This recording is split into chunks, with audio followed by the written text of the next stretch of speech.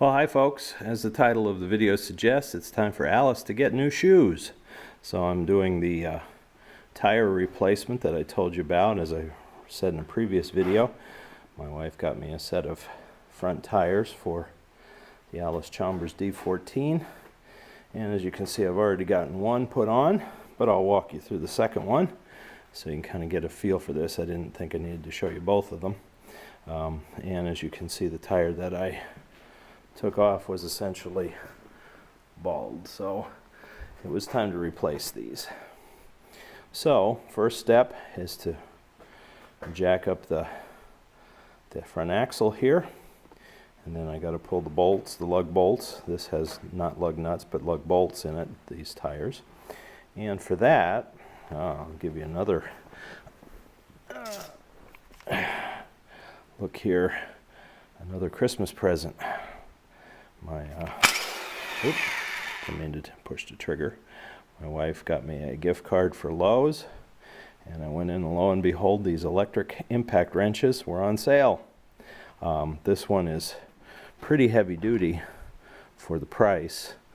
My son had one, and so when I saw how well it worked for him, I decided someday I'd get myself one as well. So it's 8 amps. The gearing inside is aluminum, not plastic. 110 volt.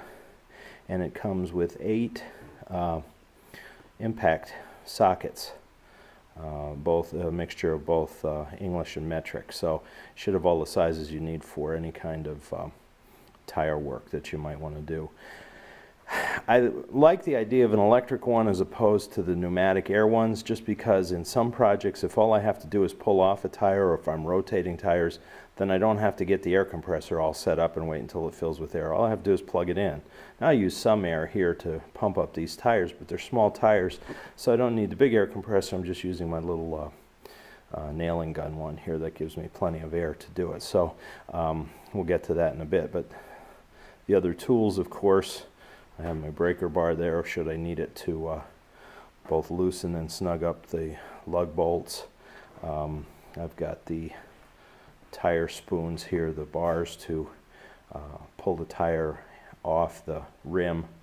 I also have a soapy water solution, a sponge to rub around the beads to add some lubrication so they slide off and slide onto the rims a little easier.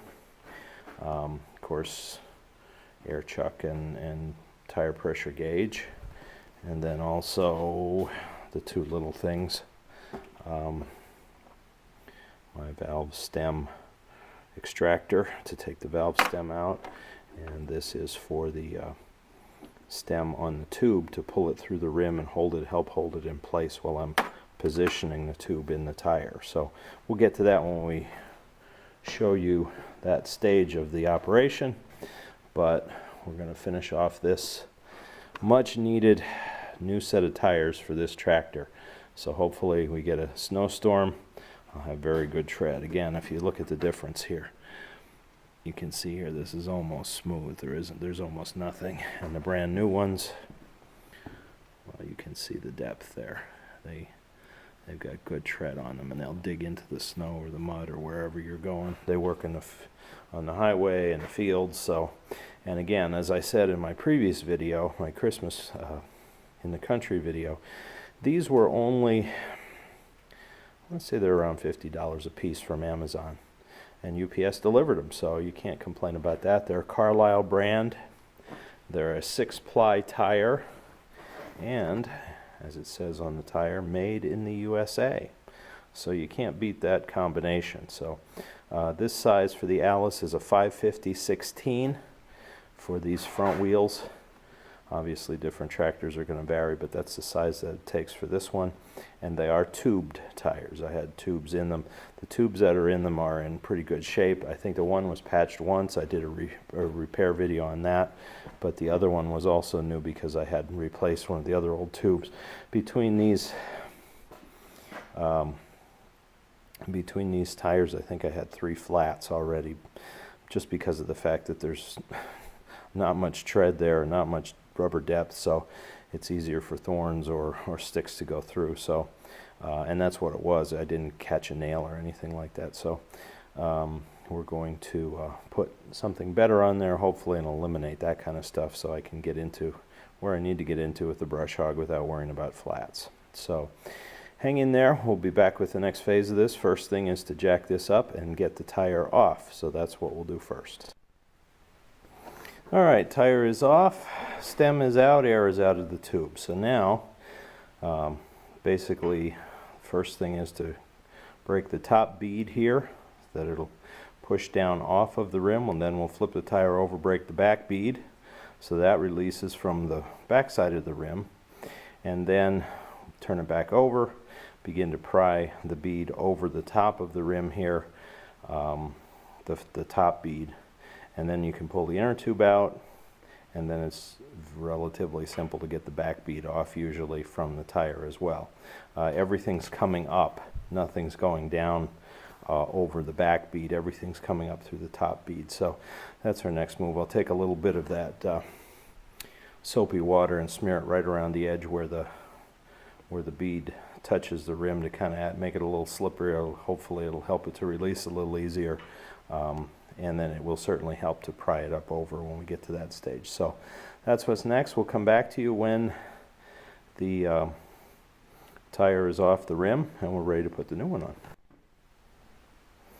All right, the second old tire is off.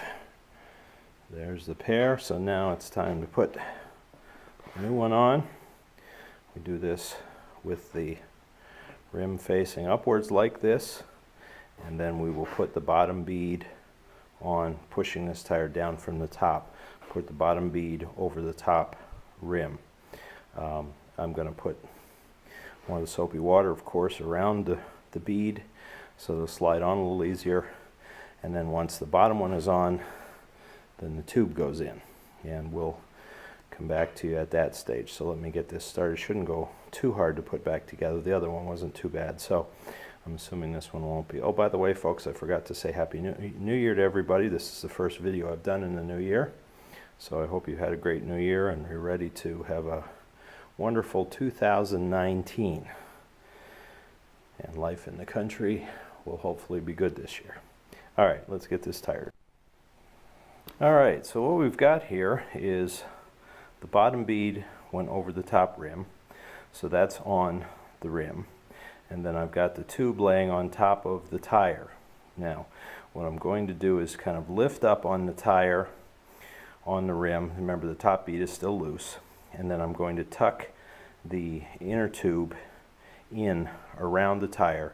It's got to go onto the rim. It's got to be kind of out of the way, because when you go to pry the top bead in, you don't want to puncture it with your spoons. So, and also, as you can see, I have my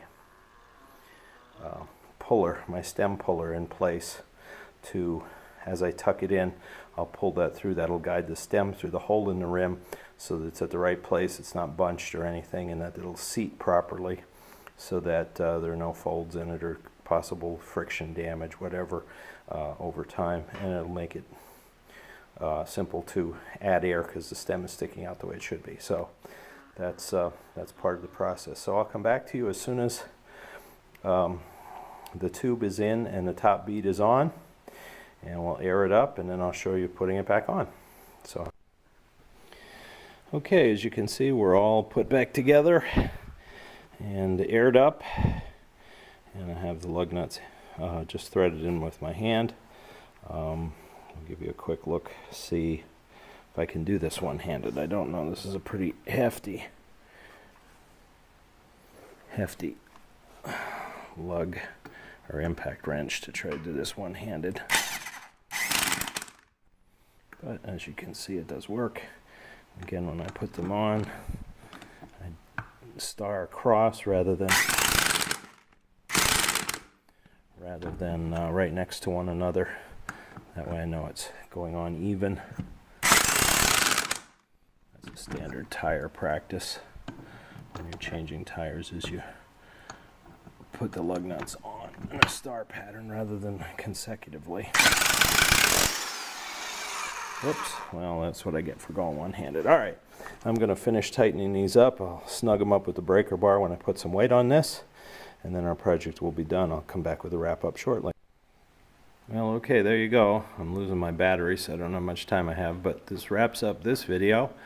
Alice has new shoes, so these should be the last tires. Hopefully I have to put on the front of this, assuming I don't shred them or anywhere. It should give me years of tread and plenty of traction. So that wraps up this video. Another repair done on the equipment for living out in the country. So thank you for watching. Please subscribe to our channel.